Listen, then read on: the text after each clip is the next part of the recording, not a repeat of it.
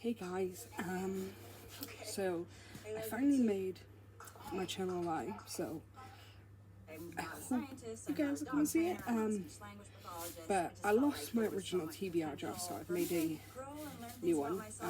It doesn't look like there's like a lot in here, but that's because it's quite big. This isn't my whole TBR. If this included all of my physical TBR and my digital TBR, I need like 10 of these. I have hundreds of books, but these are just ones that I want to get to soon. Some I've already talked about, but because my TBR job vlogs tend to help me read a lot more, I'm going to be picking 3 books out of here because we are already almost 10 days into the month, so I'm going to be picking 3 books to put on my TBR with the ones that I really have to read this month, and I'll be doing vlogs on those, so let's go. So I'm going to give it a little shake up. The first one we have is Meddling Kids, which I have back here by Edgar Cantero, I think is his name, which has been on my TBR for a couple of years, so that I will be going to. The second one we have is The Hand of the Sun King, which is also behind me. The last one. Yes, that's me. What can I do for you?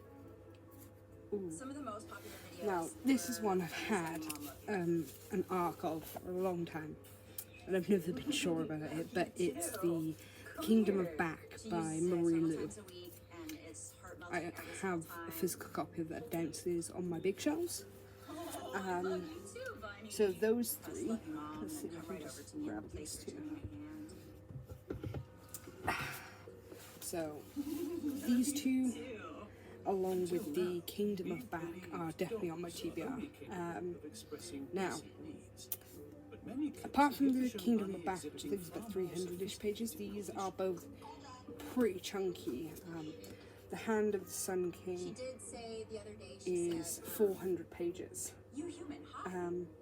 I picked this one up. I literally walked into Waterstones during their Black Friday sale, where if you spend over £100 you get triple points, and I was short by a couple of bucks. I think it's just the cover was interesting. It's got, I don't know if you can see this lovely embossed pattern, and I don't really know anything about it, so that's on there.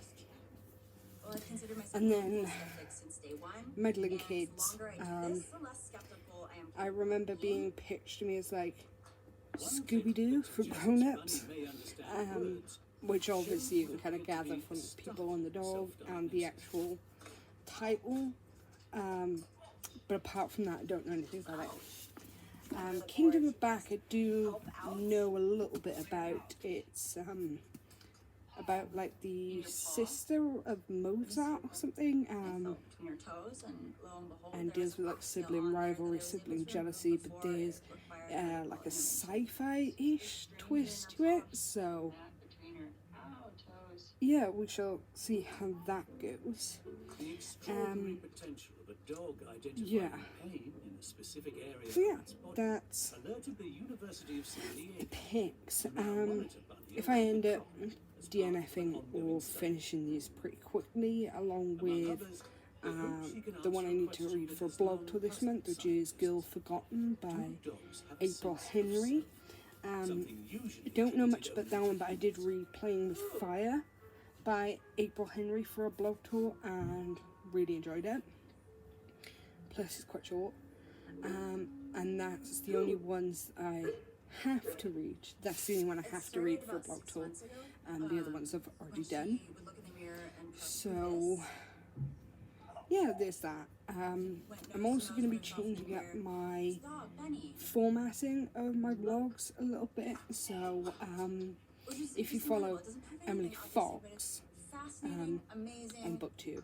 The way she structures most of her videos, she doesn't actually film herself reading, but she does segments and comes back between readings, which I'm going to do myself from now on, unless I'm doing like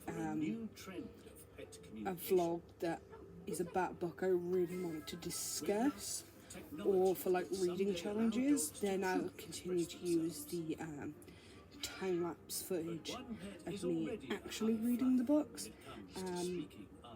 and that's purely because when I'm doing the time-lapse thing I can often forget to film, especially if I'm really enjoying the book or I'm reading it out and about.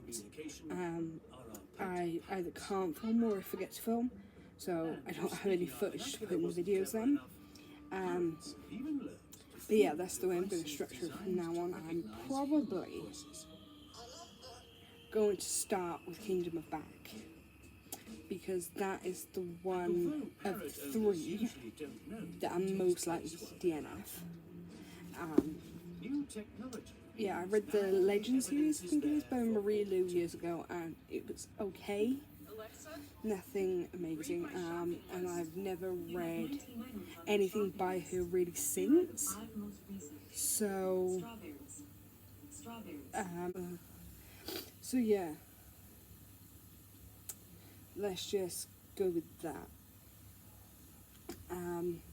So I will go and get Kingdom of Back from my downstairs shelves, and then I think I've got the audiobook for this, so being as it's the chunkiest of the group at nearly 450 pages, I'll probably tandem read this in audio,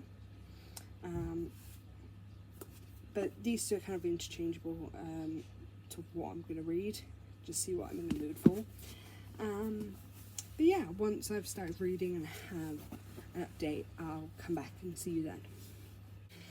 Hey guys, so the first book I actually decided to pick up was The Trials of Morgan Crow.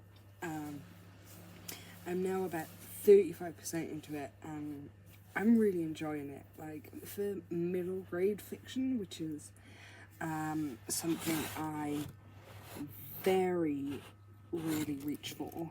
I'm just repositioning my iPad. I actually really enjoyed it. So, essentially, Morgan is a cursed child, which means she's going to die on her 12th birthday. But leading up to that, everything bad that happens, from weather events to someone getting hurt, is blamed on Morgan. And she has to put up with a lot of stuff from her father, her stepmother, and just the community in general. Now, there is a thing that happens called Bid Day, and this is basically where children come together and companies, rich individuals, can bid on the most talented, or in most cases people that bribe them, for further education and apprenticeships. And cursed children are never included in these, but her father, who is a politician, takes Morgan to kind of up his image with the public. And Morgan actually receives 4 bids, which has never been heard of before for a normal child, let alone a cursed child. But Morgan and her father believe these bids to be a hoax. But 2 bids become very important. She receives one from Ezra School, who is basically the most important man in the entire society, and Jupiter North. And then, you know, her life resumes. She's like, it's a hoax, it's fine, I deal with all of this crap anyway, until the season time changes. I don't know how to describe it. It's they're in eventide, which I'm gonna say is like a season or a month, and it's rolling over to the next one, but it's rolled over early, which means Morrigan's death is also arriving early. And Jupiter North suddenly appears and whisks Morrigan away to a place called Nevermore. And in Nevermore, she learns that she is going to be taking trials to get into the Wondersmith Society. But she's concerned because for someone from the Wondersmith Society, which Jupiter North is, to place a bid on you, you have to have a knack or a talent. And Morrigan doesn't believe she has one. And Jupiter kind of reassures her that she does. She just doesn't know what it is yet, but she will find out eventually. But while she's staying with Jupiter, she actually runs into the assistant of Ezra Squall again, who presented her with a bid from him, and she basically explains that door is always open,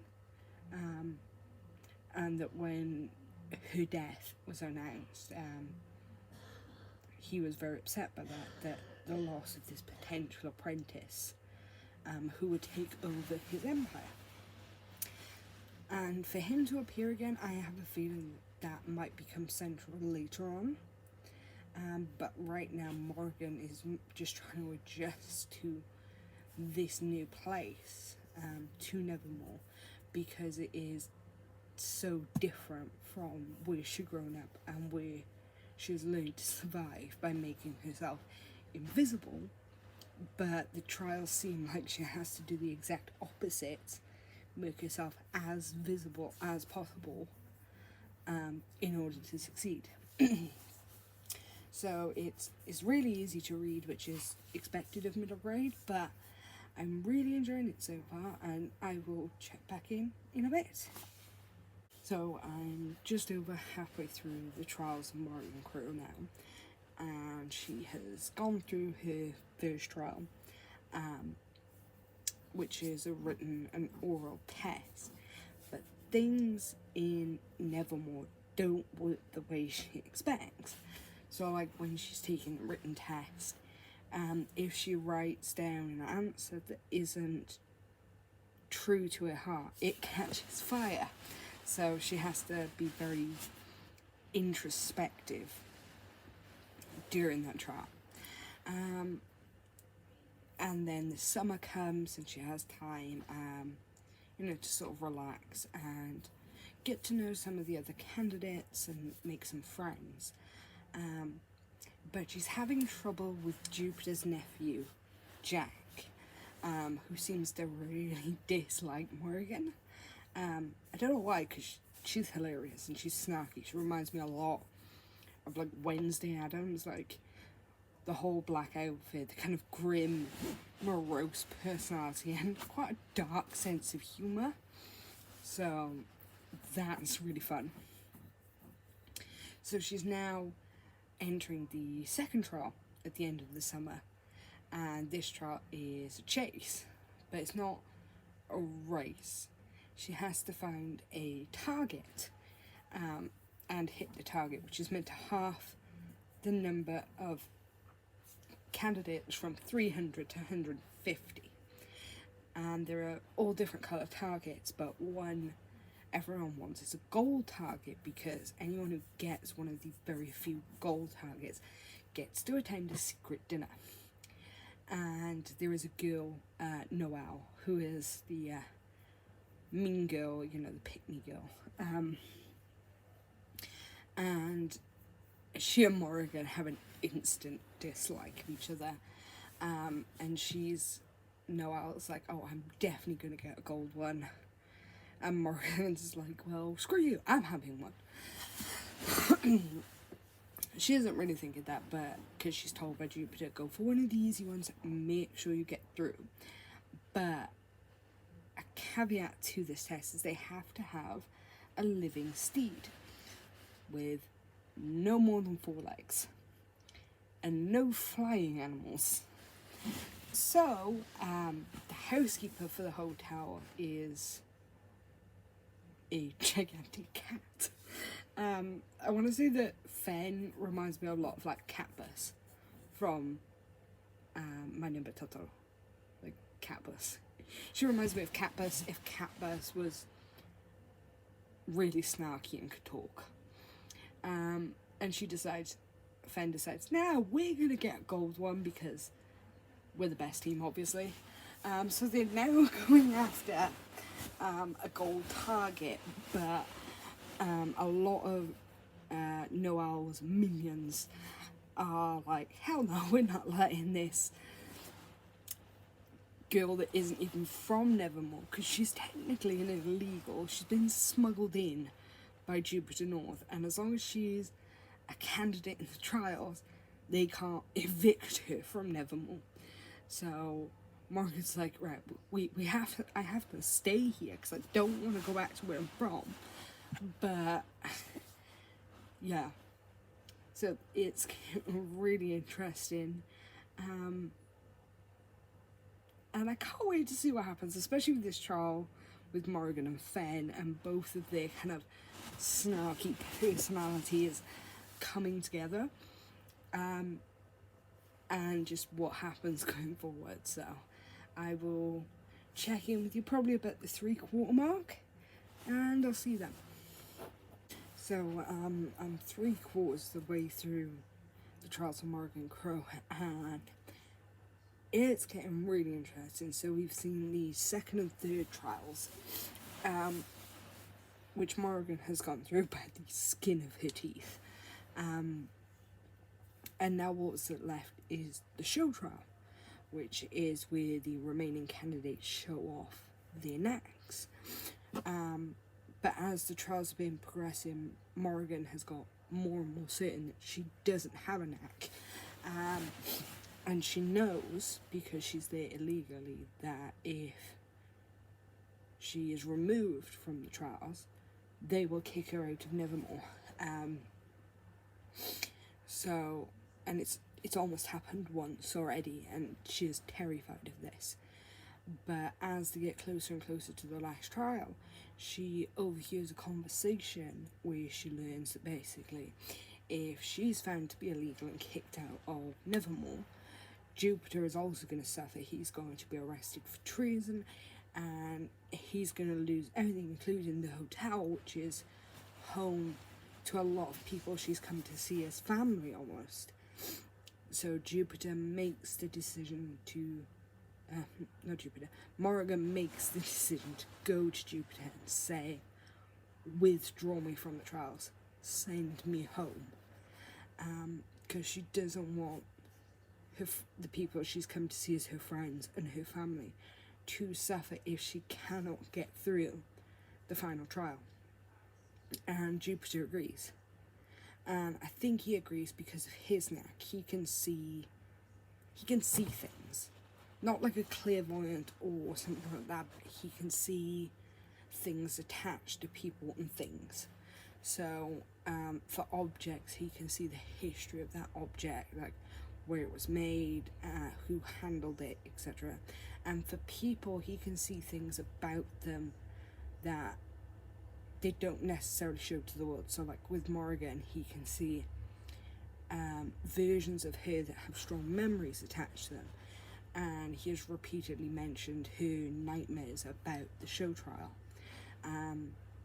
So I don't know where it's going to go. Like if Morgan does end up going back to Jackalfax, where she's from, she's got to explain to people why she's not dead when they think she is.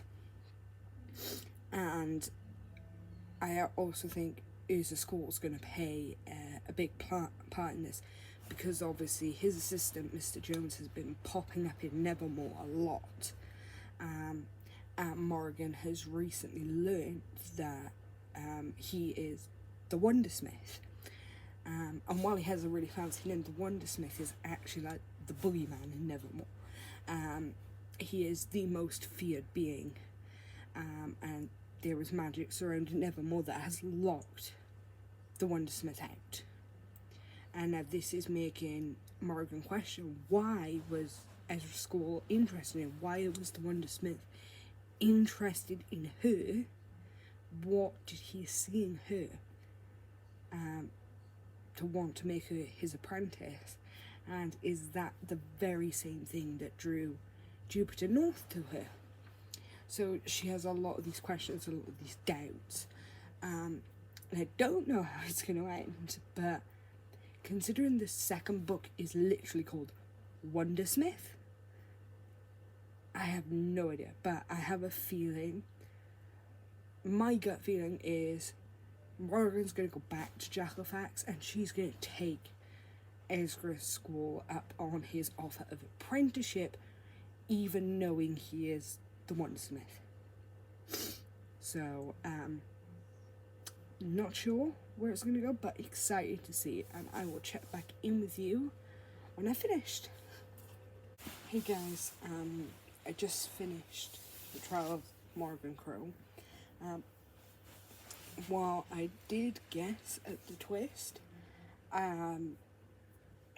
seeing everything leading up to that point was really interesting. Now that we've had that reveal at the end, obviously the title of book 2 makes sense, and I think we're going to delve deeper into the lore and the history of wonder as a tangible thing and how you harness it. And we're also setting up kind of a battle between good and evil with Jupiter and Morgan on the one side and Ezra School on the other, and how these two forces are eventually going to collide and the results of that. I do have to say the scene where Jupiter took Morgan on the Gossamer train and showed her what her family was up to right now, and how she realises that her grandmother was always on her side, but how her father and her stepmother basically banned Morgan's name from ever being said and pretend like she doesn't exist, especially now that they've got twin sons. So that was a bit heartbreaking. Honestly, I can understand the hype around the Trials of Morgan Crow, because it is a really good middle grade series, especially despite it being like 450 pages long. You can get through it really quickly. I got through it in about 3.5 hours. So yeah, I'm excited to see where the series goes and what happens with the characters and with Morgan's abilities and all that stuff. The only downside for me is because it was middle grade, it lacked a certain depth with character development, but I think that's because they're trying to keep the characters relatively simple so that younger readers can follow and grasp everything that's going on.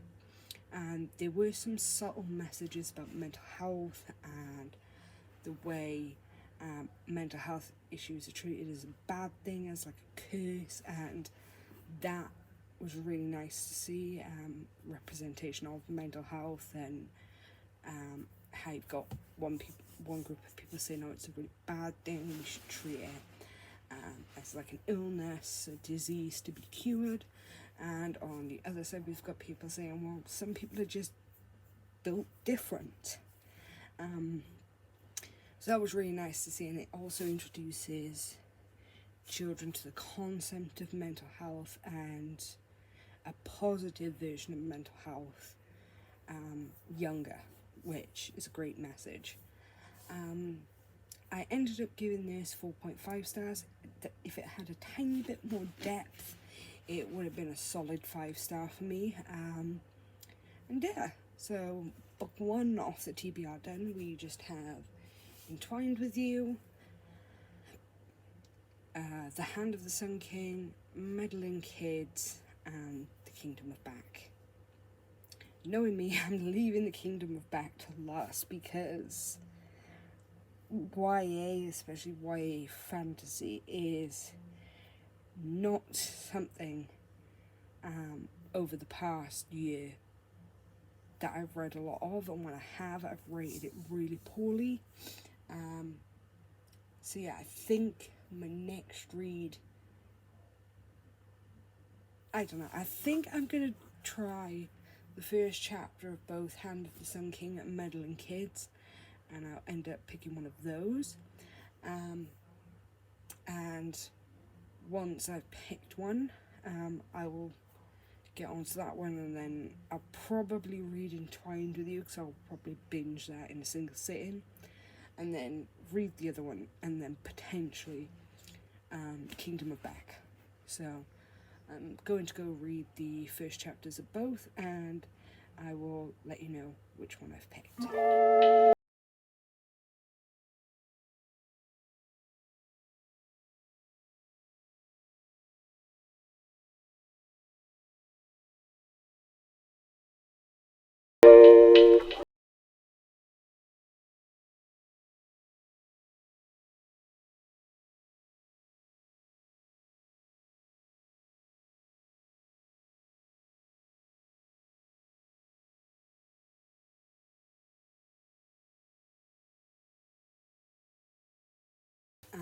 So I read both of the first chapters of these. Very different genres and tones. So The Hand of the Sun King, what I got from the first chapter is there has been some religious divide in this country, and the boy, Wen Adler, his father is Chinese, who is the current reigning religion in this country. His mother was not born to the Chinese religion, but a different religion, and obviously converted when she married her husband, and the boy has known nothing different until his grandmother comes to stay with him. And she takes him out one night and conducts a naming ceremony in the old religion's way, where he gets his name Foolish Ke,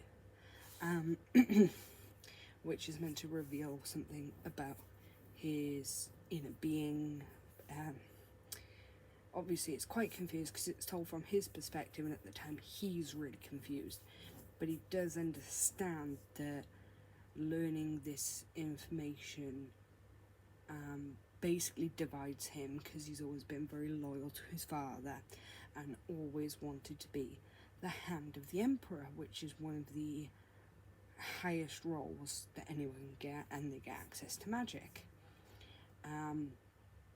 But obviously seeing this kind of magic that his grandmother wields and that she's introducing him to, pulls him in another direction where he can get magic without having to climb the political ladder. Seems like it's going to be high fantasy, political intrigue, divided country, rebellion, war kind of thing. So very much almost Brandon Sanderson-esque, you know, the Way of Kings is set up with this war going on and the political intrigue and a very intricate magic system. That is what I was getting from this. Meddling Kids, on the other hand, I think it's going to be straight horror. The opening chapter, we're basically given the brief backstory where 4 children, Nate, Nick, Andrea and Kerry, apprehend Thomas Wickley with their dog, very Scooby-Doo-esque, for fraud and this fake haunting. After 5 years, Wickley has made parole. He is now essentially a free man. But through Andrea, or Andy's, brief interaction with Wickley, we kind of get the sense that what happened at the lake was far more dark and far more sinister than the newspapers or the courts ever knew about. Now, these 4 kids don't really speak to each other anymore. They're living in different parts of the world, and the one boy, Peter, is actually dead. He overdosed. And Andy confronts Wickley, basically saying, like, why did you confess to these crimes? I know it wasn't you. Why did you do it? And he basically says, I wanted to get away from that place and I never wanted to go back, so spending 13 years in prison, which is what he was sentenced to, was the better deal. And the last line of the first chapter, she comments on how he's lucky that he doesn't have to go back there, which basically implies that Andy is going back to the lake to figure out what actually happened 5 years prior and what it was all about. So I actually really enjoyed both first chapters. Both appeal to my particular taste in the genres they're in, so horror and fantasy. I kind of like want to read both, but I know I can't jump back and forth. I have to commit to one, so I think I'm going to commit to Meddling Kids first, purely because it started off with a really big bang, lots of intrigue early on, and I kind of want to see what the hell was happening in this house on the lake.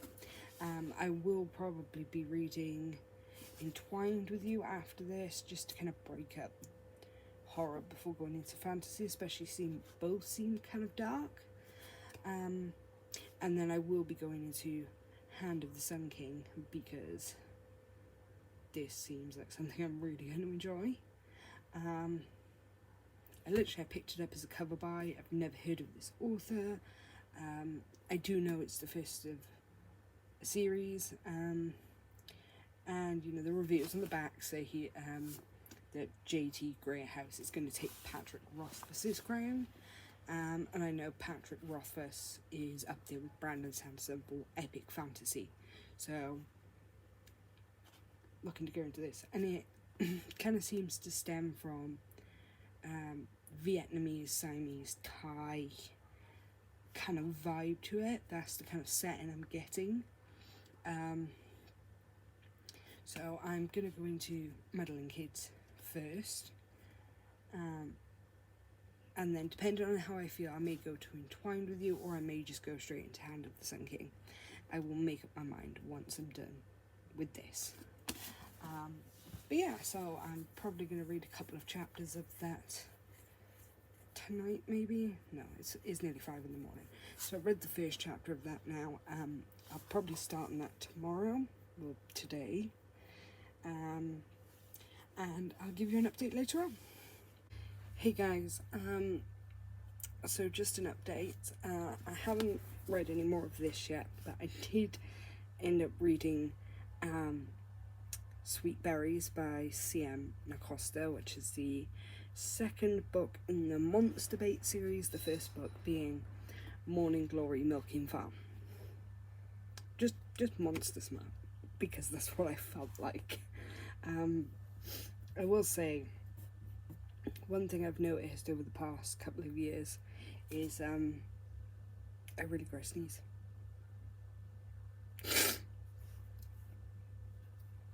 Is that before I could set myself a TBR of books I wanted to read, and I would read them, whereas now I am a complete and utter mood reader. If I try and force myself to read something I'm just not in the mood to read, nothing gets done. And I noticed something about my copy of this is the pages. Oh, hello. This is my kitten. He's fat now, but we love him. The pages weren't cut right, so I've got this. I've had to fold them back because they, for some reason, this few pages just weren't cut right, so strange, but there we are. So I will be trying to start this today because it has been on my TBR for so long. But I don't really know what I'm in the mood for right now. Like, Monster Smut, obviously, but I'm never not in the mood for Monster Smut. So I don't know. Like, one thing on my TBR that has been jumping out at me every time I look at it up there on the shelf is Giant Days by Non Pratt. So I'm going to give another chapter of this. And if I'm not in the mood for this, I'm going to try a couple of other books on TBR, see what kind of mood I'm in. And we'll see.